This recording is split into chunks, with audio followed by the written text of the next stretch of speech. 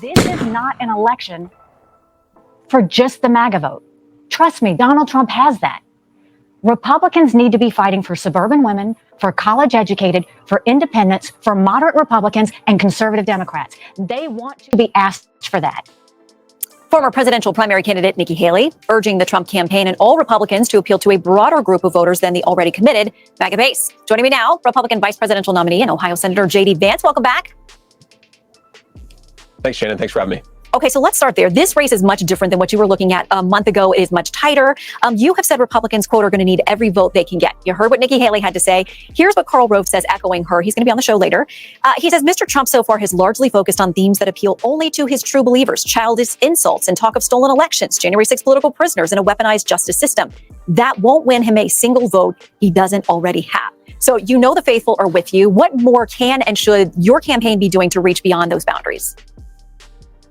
Well, first of all, I think Ambassador Haley is right that we have to reach a broader group of voters, but I think that we're doing exactly that, Shannon. If you look at what President Trump has been saying at his rallies, what I've been doing at my rallies and my press events, is we've been making a very simple argument that when Kamala Harris became president, or vice president, I should say, she caused policies that led to a rapid increase in inflation and a rise in chaos around the world. When Donald Trump was president, we had stable prices, we had prosperity, we had higher take-home pay for American workers, and we had peace across the world. The contrast is really remarkable.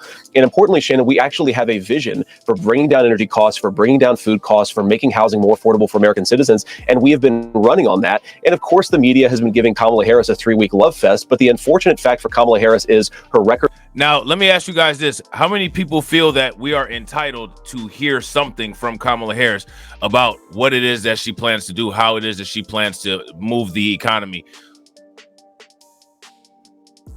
Why should we just not get that? Why should we not be able to evaluate? Somebody make it make sense. Is her record, and we're going to prosecute the case that Donald Trump caused peace and prosperity, Kamala Harris caused chaos and lower take-home pay. I think that we get that message out there, Shannon. I feel very confident the American people are going to elect Donald Trump president in November. All right, I want to get to some of the policy, but first, a little bit more on the campaign. Much has been made of the fact that Corey Lewandowski is returning to the campaign. President Trump is well known for doing some shakeups in the summer leading up to his elections in 2016 and 2020. Here's an analysis from the Washington Post. They say this: with so many seeking his confidence, there's one thing that no one will tell him. What's most in need of fixing is the candidate himself. Now, Vivek Ramaswamy says he's had these conversations with the president. He is open. He's receptive to it. Whom is the president listening to? And are there going to be more changes at the top of the campaign?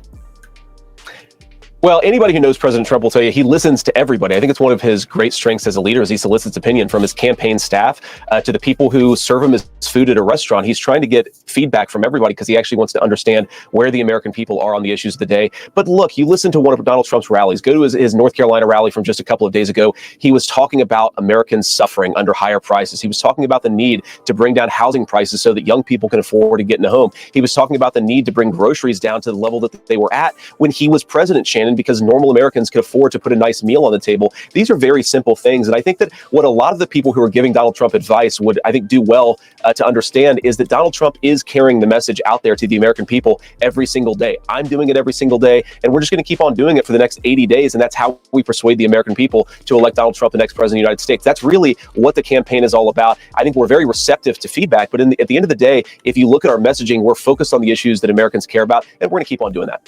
I mean, our Fox News polling does show the economy is the number one issue and that people do give you all the edge on that. And yet, this is what we have out from some new polling out of the New York Times. They say Ms. Harris is now leading Mr. Trump among likely voters in Arizona 50-45 and is even edged ahead of Mr. Trump in North Carolina, a state Mr. Trump won 4 years ago, while narrowing his lead significantly in Georgia and Nevada. What is the administration doing, the campaign doing with that data as it comes in? I mean, these are critical states that you got to have a path to 270. Are there any pivots? Are there any, reconfiguring of what you're doing in the strategy? Because you talk about your message, but is it not landing? Well, let me say two things about this, Shannon. First of all, the polls tend to radically overstate Democrats. We certainly saw that during the polling of summer of 2020 and summer of 2016. And of course, a lot of those polls were wrong when it came to Election Day. The second thing I'll say, Shannon, is what we have certainly seen is that Kamala Harris got a bit of a sugar high a couple of weeks ago. But what we've actually seen from our own internal data, Shannon, is that Kamala Harris has already leveled off. If you talk to insiders in the Kamala Harris campaign, they're very... So now, I think it's interesting, right at the time where we're approaching the debate, now they're winding it down and trying to say, well, Trump doesn't want to debate her. Somebody make it make sense. I want to see the debate. I want to see what she got to offer. I want to hear what she got to say. But the mainstream media is keeping her at a distance. Let me ask you guys this question. How many people feel that she's being kept away from a microphone? If you guys feel she's being kept away from a microphone, give me a thumbs up. If you guys feel that she's not being kept away from a microphone, then give me a thumbs down. I want to hear what she got to say. Every time she's had an opportunity to say stuff, she's never addressed any of the questions that we've had specifically. Economic policy for price gouging, slammed.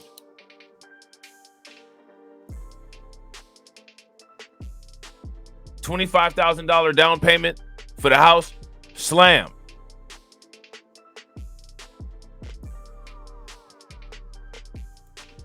Shout out to DSB. DSB says we need some more members. DSB enforcing them ducats. Make sure y'all throw some ducks in the chat for DSB enforcing them ducats.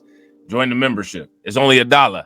How do you think that we fund this organization, huh? We're not exactly the March of Dimes. Every time you join the membership, you're standing on business. I'm standing on business. I'm standing on business.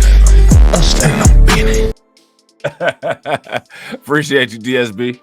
Very worried about where they are because the American people just don't buy the idea that Kamala Harris, who has been vice president for 3.5 years, is somehow going to tackle the inflation crisis in a way tomorrow that she hasn't for the past 1,300 days. Giving Kamala Harris control over inflation policy, Shannon, it's like giving Jeffrey Epstein control over human trafficking policy. The American people are much smarter than that. They don't buy the idea that Kamala Harris represents a fresh start. She is more of the same. It is doubling down on the failed policies of the Harris administration to give Kamala Harris a promotion rather than to fire her, which is what I think most Americans are going to do on November. How does that not line up then with another poll we got out this morning? Washington Post, ABC, they're giving the vice president nationally a 4 to 5 point lead.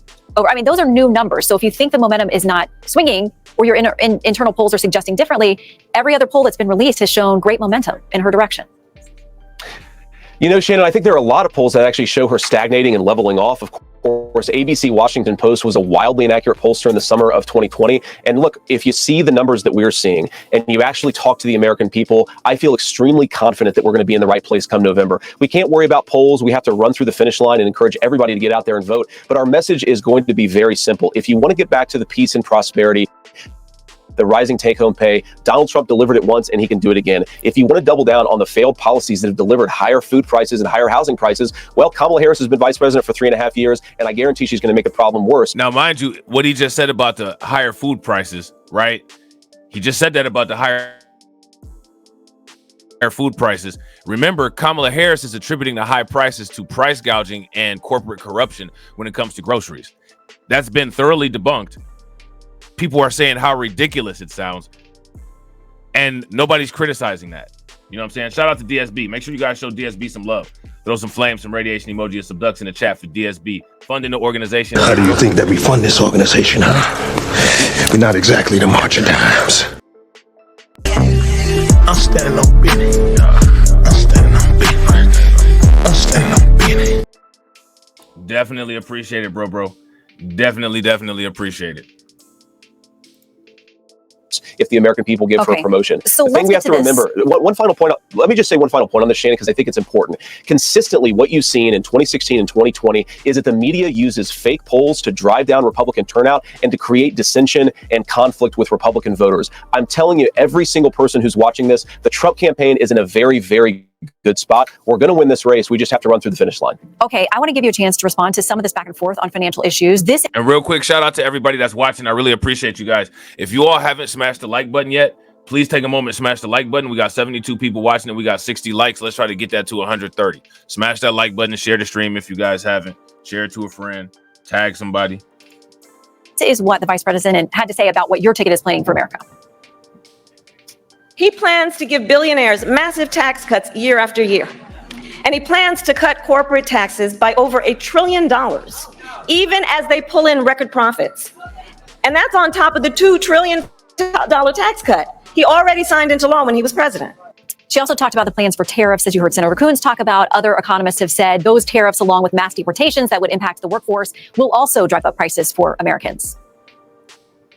Well, Shannon, I don't buy that argument because Donald Trump was already president. He already secured the wall. He already implemented tariffs, which brought back 12,000 American factories were built during Donald Trump's administration, and prices were low and take-home pay was high. The entire argument of the Kamala Harris campaign boils down to forget how good things were when Donald Trump was president. Forget that we had rising take-home pay. Forget that we had low inflation. Forget that we had peace all over. Now, here's my question. Who are we supposed to blame the way that the United States is now? Who are we supposed to blame that on? We're not supposed to critique Harris. Joe Biden kind of just fell out of the race. You know, nobody's really talking about him because he just fell off.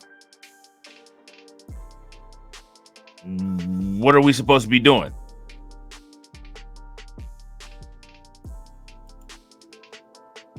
That's my question. What are we supposed to be doing? We're just supposed to forget all these intrinsic facts that we see and just call it a day, right? Make it make sense. Over the world. And somehow, if you give Kamala Harris more power than she already has, she's somehow going to do something different than she's done for the past 3.5 years, Shannon. The most absurd thing that Kamala says at her rallies is on day one, I'm going to tackle the food and housing affordability crisis in this country. Shannon, day one for Kamala Harris was 3.5 years ago, and everything that she's done has made the affordability problem worse. We cannot give her more power and more influence. She's just going to do more of the same, which has already made the affordability crisis for Americans very, very real. Well, now here's my question. Let's say she gets confronted with that as a question at the debate. How does she respond to it? And I got to agree with DJ. Yeah. If you guys agree with DJ, she is responsible by association with Biden. Right. She's literally the vice president right now. Give me a thumbs up. If you guys disagree, give me a thumbs down. Shout out to Lunch. What's good with it, bro? we'll see if she presents something that's different or break with the Biden administration when she speaks here this week. But quickly before we go, I want to touch on foreign policy as well. Ukraine, you have been very vocal in saying, you know, the resources and the tax dollars that are going there, you have serious questions about whether the American people are being told the truth about Ukraine's ability to actually advance there. Now, we know there are all kinds of reports this week. They've actually advanced into Russia. They are taking prisoners. They're taking territory. So has your view on that changed at all? And what about Senator Coons' assertion that you and President Trump aren't going to be faithful to NATO? You're not going to be faithful to foreign policy alliances, and that allies shouldn't be able to count on you?